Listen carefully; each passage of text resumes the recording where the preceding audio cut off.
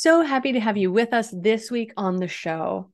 For week 2 of Stress Awareness Month, April 2023, I am coming back to the topic of stress, but today I am diving in just on what I think are the most effective stress busters, how we can disengage from stress, how we can stop using those stress builders that keeps exacerbating the problems, and how you can bust stress with some simple, easy, doable tips, practices, habits that you can start accumulating today. So glad to have you with us. Living in a stressful world doesn't mean you have to give up on happiness. Instead, you can shift your perspective of stress and discover how to live your life in flow. Welcome to Happified. I'm your host, Susie Vine. Join me for inspiration and interviews with folks who are shining their light in the world in the areas of positive mindset, health, and wellness. I'm so happy to have you here.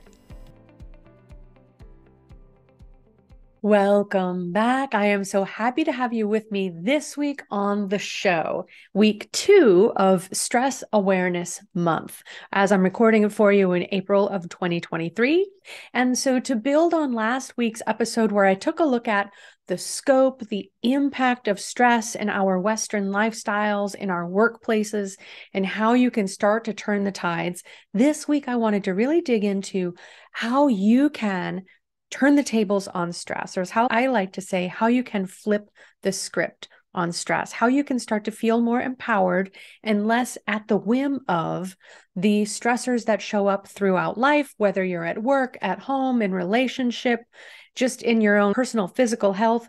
There are all of these aspects, as we talked about last week, the physical, the emotional, and the environmental aspects through which stressors find us. And the influence of those stressors on our bodies and on our emotions is stress itself. So first, clarifying that the stressors bring us stress, and the stress is what we are dealing with and trying to resolve, to feel more empowered in how we meet it through the course of daily life. And that's what I have for you today. I've got some stress busters that I think are the most effective ways to handle stress when it shows up in your life. And along with those, I've got some stress builders. I've got the hazards, the tools that you might be leaning on, or I should say crutches or habits that we build in response to stress.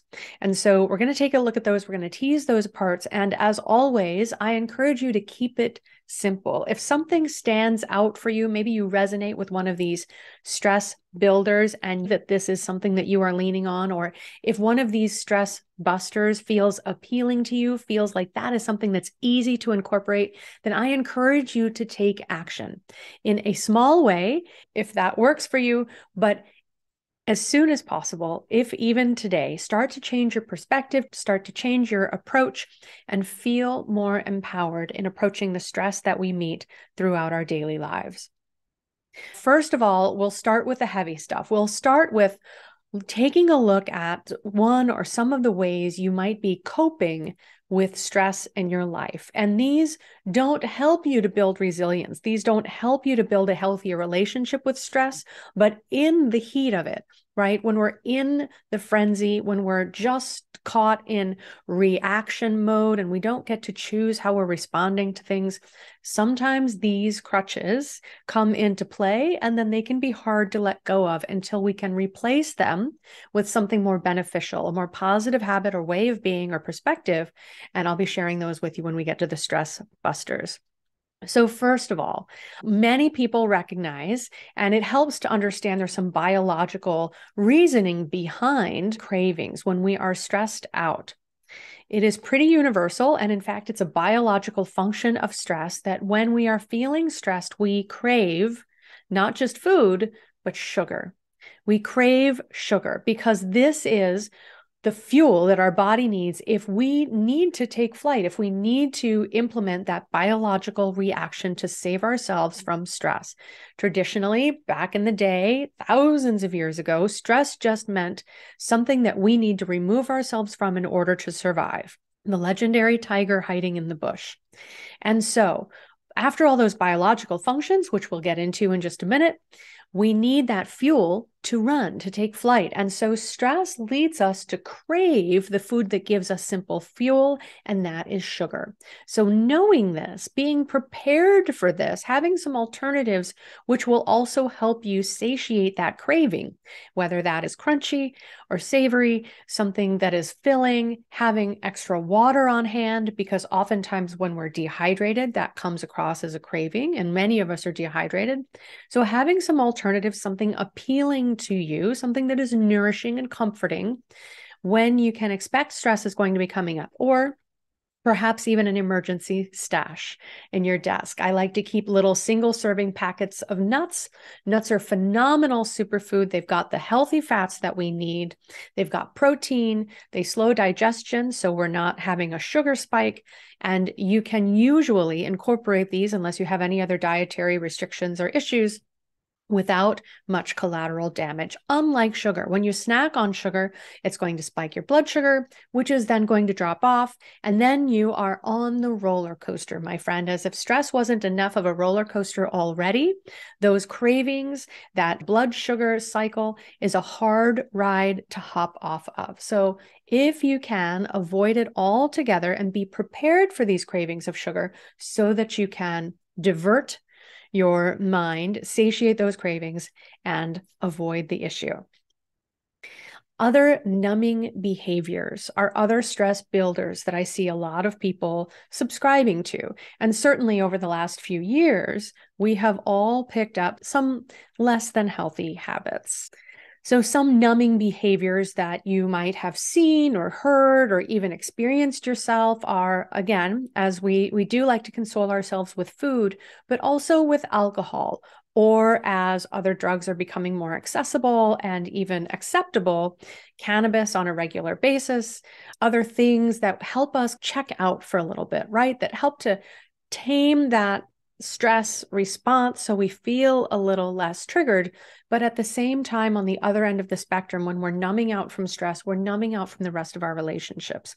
And I touched on this last week, so I won't go too far down this particular topic, but any of these habits that you use to turn off your brain without getting to the root cause, without asking why it is that our brain is so busy, without asking ourselves why our emotions are so uncomfortable, without having some healthy exploration and willingness to get to the root of the situation, to experience the emotions. When you're trying to put a lid on things or dampen these emotions, it's really important to look for opportunities. Start with baby steps. Maybe if you're looking to engage in one of these numbing behaviors, grab a notebook and just start free writing. Just get your thoughts out of your head and onto paper.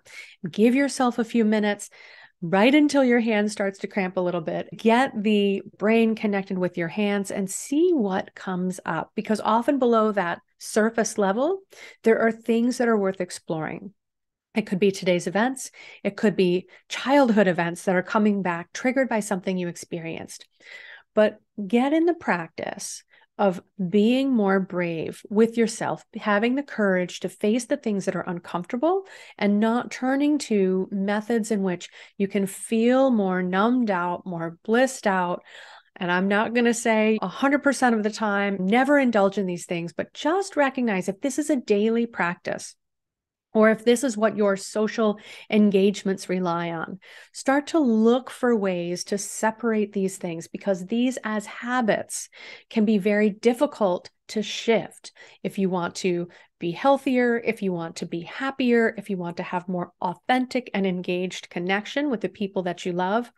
These are some things that could be getting in the way. So I just want you to be aware of that and looking for opportunities to stop leaning on crutches that aren't as healthy for you. One other stress builder, one other hazard that I hear people engaging in, misery loves company, right? Sometimes when we are talking, when we are connecting with people, that connection might be arising from sharing grievances, right? Airing all of those sour grapes, if you will. The things that we love to hash over, to talk about, the bad experiences, the who's done you wrong stories, all of that. Once you have an audience, it can be easy to let that tape go and even let that story go on repeat. You got to wonder sometimes how many times your best friends and confidants have heard you complaining about the same things.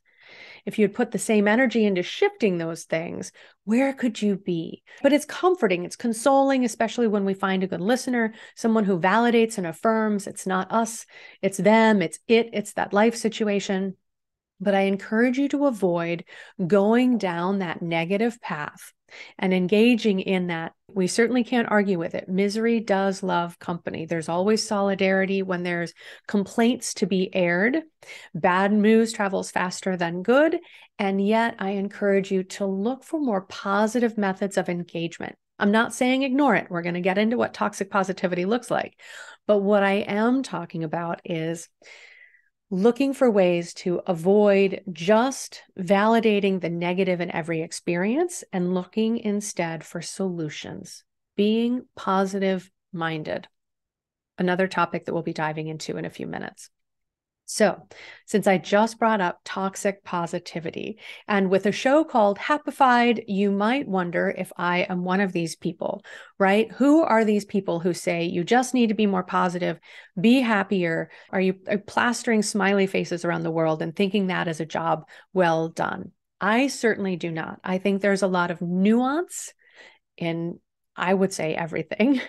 I'm a very living in the middle of the spectrum kind of girl. I'm not this all or nothing kind of situation reader. What I am is someone who recognizes there are bad situations. There are difficult times. There are struggles throughout life. And if you spend all your time focusing on the negative, you will keep finding evidence to that case.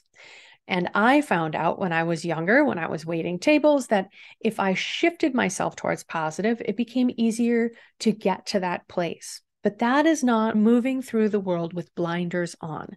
I am not encouraging you to pretend nothing is wrong so that you can feel happy. Big air quotes on that, because feeling happy when we can't be present in the moment, when we can't be authentically engaged, that's not the kind of honest emotion that we're looking for. It's certainly not the kind of emotion that is healthy or that can be habit building. Right? So toxic positivity is just that.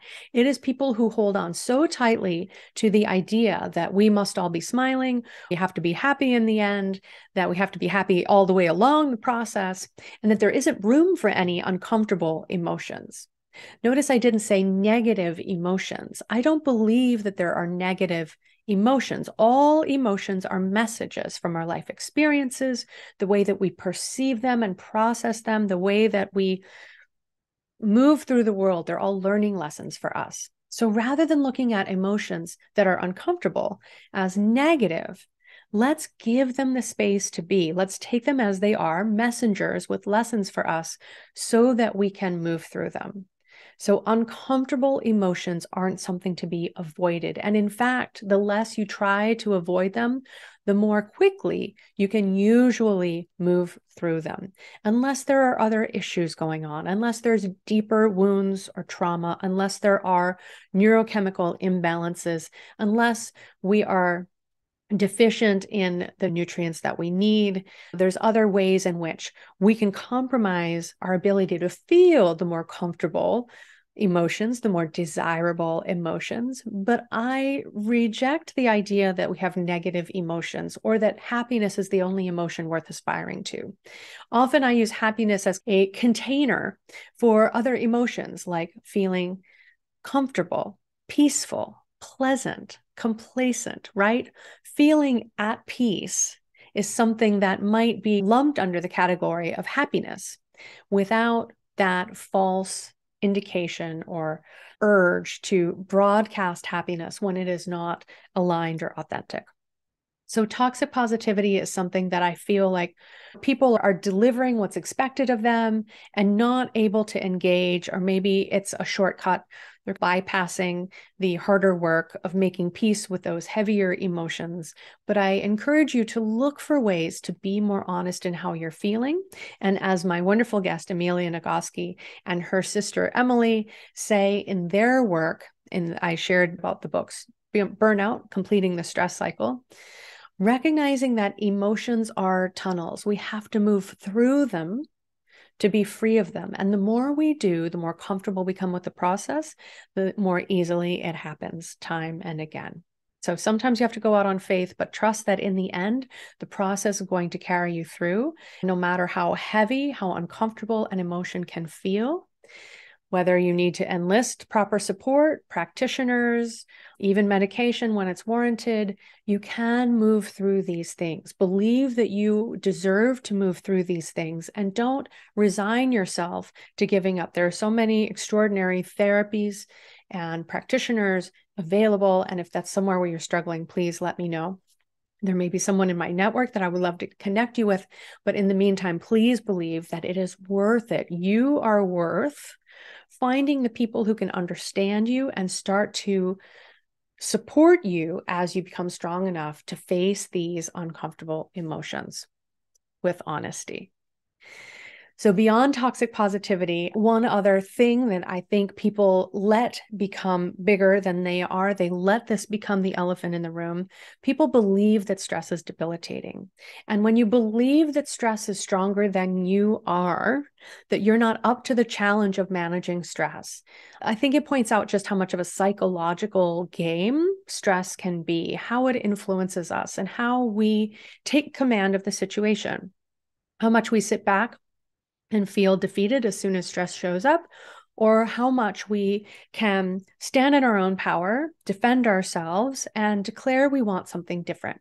Some people feel enhanced by stress. And again, there is nuance in everything. I do not think that stress should be the only fuel that is moving you forward, but it can be an incentivizer. It can help you have that boost, get some energy, some traction to move out of a place where you feel stuck or you've had some learning challenges. So understand there's different perceptions of stress. Some see it as debilitating, some see it as enhancing. That's actually scientific kind of categories from the field of positive psychology. And we'll take a deeper look at that soon as well. And understand that perception is powerful. And don't believe that your stress is stronger than you are. You might need to enlist some help and support. In fact, I encourage you to do so. And know that there is a way through for you. So those are hot picks from my list, things that can help stress build up, help it feel overwhelming and overpowering, help us feel more challenged and worn down by it. And so in order to turn the tables, in order to flip the script on stress, if you're wondering, how can I get from seeing stress as debilitating to seeing stress as enhancing? Then here are the tools that I think are the most beneficial and supportive that anyone can start to employ in any order, but I've listed them in what I believe are the easiest to incorporate and most powerful. So you might consider them in this order and see what jumps out at you from this list. But number one, something that you have been doing since the moment you were born, and yet the most underutilized tool that we have to come back into balance is our breath. My number one stress buster is breathing. Simply, belly breathing is very powerful. It engages the diaphragm. It draws air more deeply into your lungs. It has a more successful exchange of oxygen to release the carbon dioxide that's accumulating from your body. And exhale is simply releasing the waste from the cellular processes within your body. And an inhale is the opportunity for your body to bring in the oxygen that it needs. This transfer happens in the lungs, but often you just experience yourself taking a breath without changing your physiology at all. You might notice that your shoulders raise or your chest might move a bit rather than your belly moving. And when your belly moves, that means your diaphragm is engaged and you're getting more oxygen into your chest cavity where you need it, really filling those lungs. So beyond that, if you need a little bit of a technique for breathing, then I love the pranayama breathing technique that was popularized by Andrew Weil, Dr. Weil. The 4-7-8 breath that Dr. Weil popularized is really powerful because as you exhale, if your exhale is longer and slower than your inhale, you are changing the pressure in that chest cavity and you're physically able to slow your heart rate. And if you're familiar with how stress feels in your body, I bet you would identify that one of the things you notice is your heart starts pounding. It feels like your heart speeds up, and that is because of that biological reaction. We need to shift energy. We need to be prepared to run. And so our circulation changes. You can reclaim control over that and shift from sympathetic back to parasympathetic stress state, out of fight, flight, or freeze into rest and digest by engaging your breath. And so the 4-7-8 is simply, to begin any good breath exercise, exhale, release any stale air, have a nice complete exhale. Inhale for a count of 4, as slowly as you're comfortably able to do. And then hold your breath at the top for a count of 7. And then exhale for a count of 8.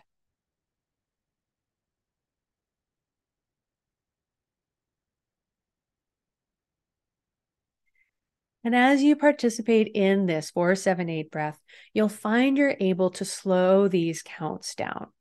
But engaging your mind in the counting can help some of that mental chatter to quiet down.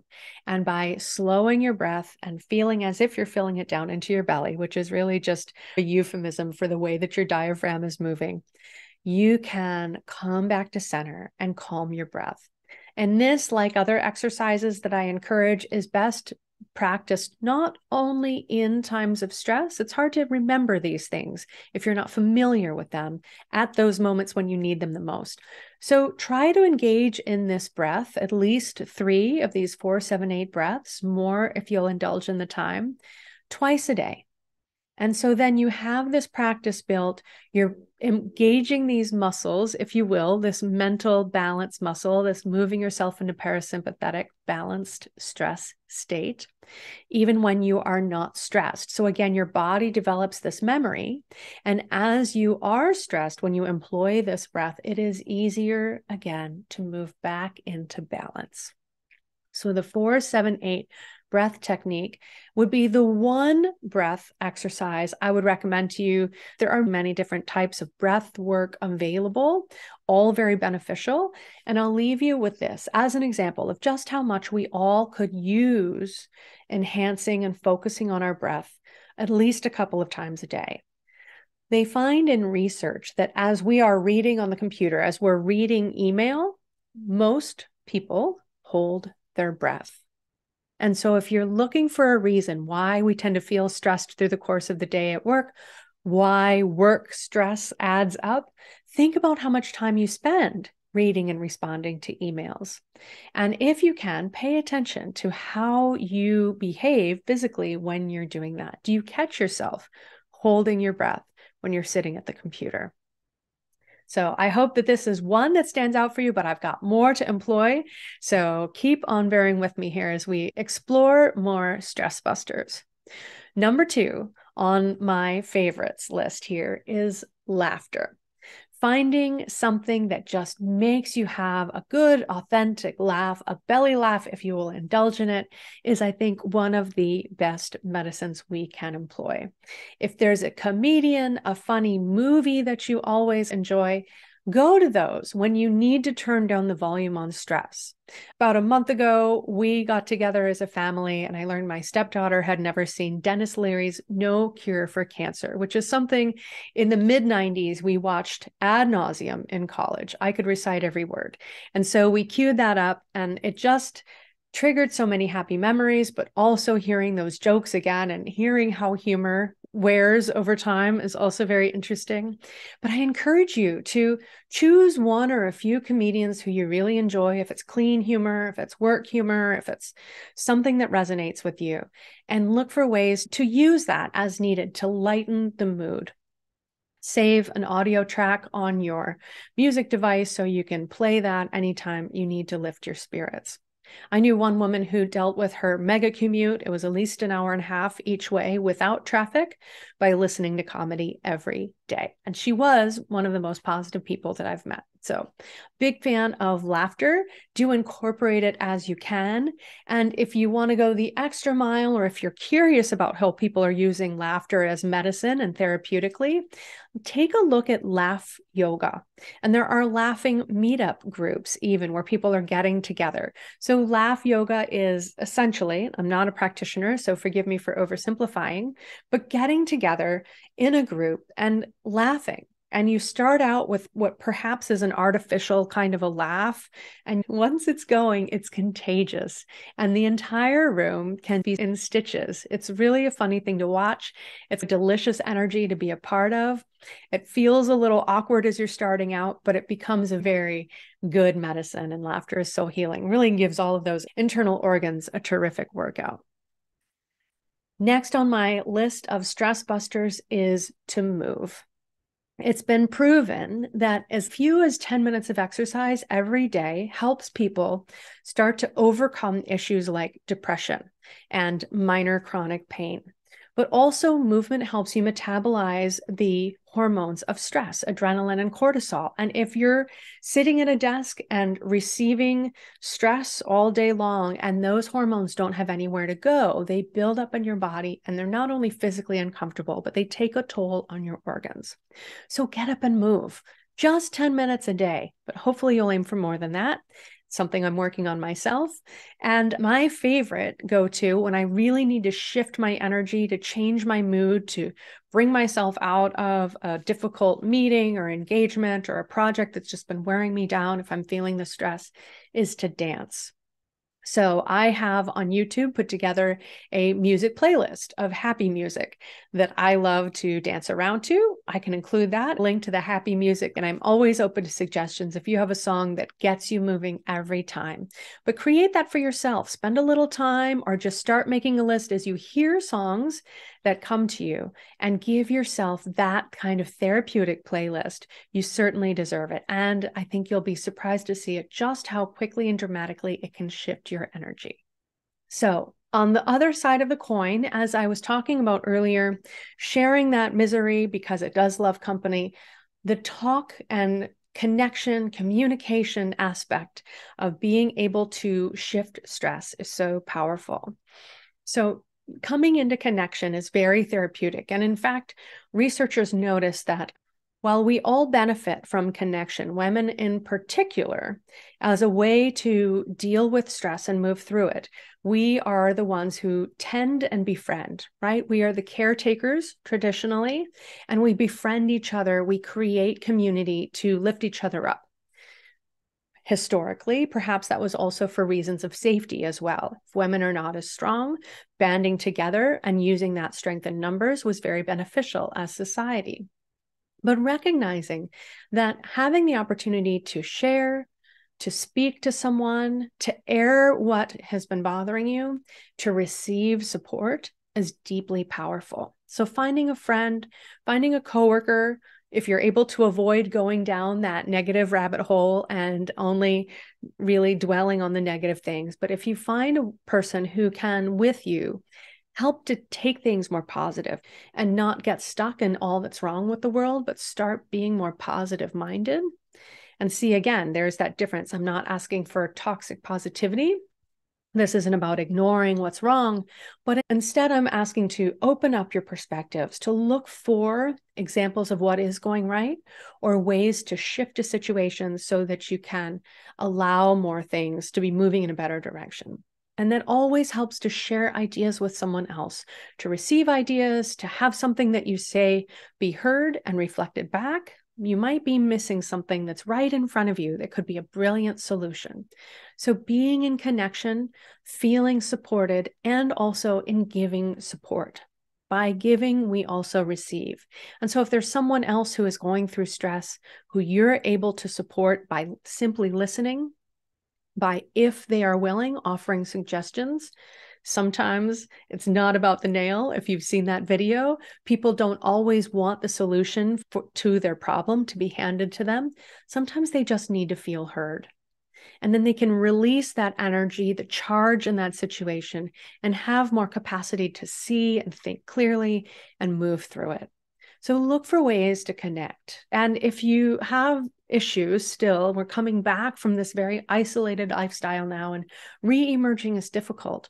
One of my favorite places to find active groups of people with shared interests is meetup.com. I'm certainly not an affiliate for them, but they are across the US, and I'm sure they're practically global in their organization. And you can find groups of all interests and varieties anywhere around, anywhere you are, and look for that. So if you're interested in getting outdoors and doing hiking, but would like some hiking buddies, if you're interested in creativity and art play, if you're interested in great food and wine, comedy, there are groups for all of these topics. So if you're having trouble feeling connected with like-minded people, this is a great place to get started. The next on my list of stress busters, a rather dull topic, but a deeply effective one, is sleep. So if this is something that you struggle with, please let me know. I will share my resources with you, but I will just simply say sleep is one of the best gifts you can give yourself. At the same time, a lot of the time at the end of the day, we feel like it's finally our turn and we don't want to go to bed. Sometimes that stubborn toddler within us comes out. But I encourage you to shift or reframe your perspective on sleep and look at that as something deeply beneficial, not something that you resent. It's not weakness that we all need sleep, but by giving yourself quality sleep, by doing the little bit it takes to clean up your sleep hygiene, to protect that time for yourself, to be as consistent as possible, you're helping your memory, you're helping your energy, you're helping your emotions, you're helping your all-around health, and all of this just for the simple and biologically important action of getting sleep. Now, sometimes work, life, everything contributes to interrupting some sleep. And so I also want to drop a little bit of a prompt or a nudge towards trying a power nap. If you take a nap around 15 minutes or so, definitely less than 20 minutes, but perhaps 10 minutes wants to be a little bit longer for you. Look for ways, a quiet space where you can stretch out, even if that's in your car on your lunch break, and take a 10-minute nap. Just disengage, get away from devices. Don't sit at your desk and pretend not to look at your computer screen. But a power nap can be also a very beneficial little jumpstart to get you through the rest of the day. So sleep is a powerful tool. I hope it can come back into good favor. We can start to curry this again. Another stress buster is meditations. Again, meditations can be difficult. I myself have trouble sitting still and cultivating a peaceful and quiet mind, but that's why I've created my meditation library. So now available in my digital library, in my resources, I have meditations recorded with some neutral music, applying to many different topics and themes with different objectives or intentions for these meditations. And if you'd like to take a look at those, the link for that will be in the show notes. That is something that with a one-time purchase, you have permanent access to the library. There's over 30 meditations with more being added all the time. As I develop them for different programs and courses, this will be my repository of recorded meditations. So if being able to close your eyes and feel guided by someone else's voice feels beneficial for you, this is a tool that I've created that I'm really thrilled to now be able to share. So I'll have that information in the show notes. Coming down to it. But next on my list to move the needle on stress, to bust stress when it shows up, is getting your hands dirty. And maybe this doesn't apply to absolutely everyone, but I think it applies to most. And whether getting your hands dirty means getting out in the yard or working in your garden, if it means getting crafty or working with paint, or even if you're a fiber artist doing some knit or crochet or something, getting your hands busy, engaging your creativity and switching your mental focus from the source of the stress into something that's more neutral. Because sometimes the greatest solutions come to us when we're not focusing on the problem. So get your hands dirty, get outside of the box, away from the desk, off of the sofa, away from the television, and look for ways in which you can let your mind wander, let creativity find you, and let the feelings of awe and wonder come into your life, because they are beautiful bookmarks of experience. And when you feel like life is whizzing by far too quickly, opportunities for awe and wonder, looking at these little shoots breaking out of the ground in your garden, looking at what is coming to life on the page under your hands, whether you start with a blank page or you start with a paint by number. Give yourself space. And so I think that getting your hands dirty is a beautiful way to do just that. And then I'd like to invite you to use some of the tools that are coming from the field of positive psychology, some of these perspectives that are so powerful. So, as I mentioned at the top of the show, people tend to fall into two categories, viewing stress as enhancing or debilitating. Too much to the end of the spectrum in either case is not healthy.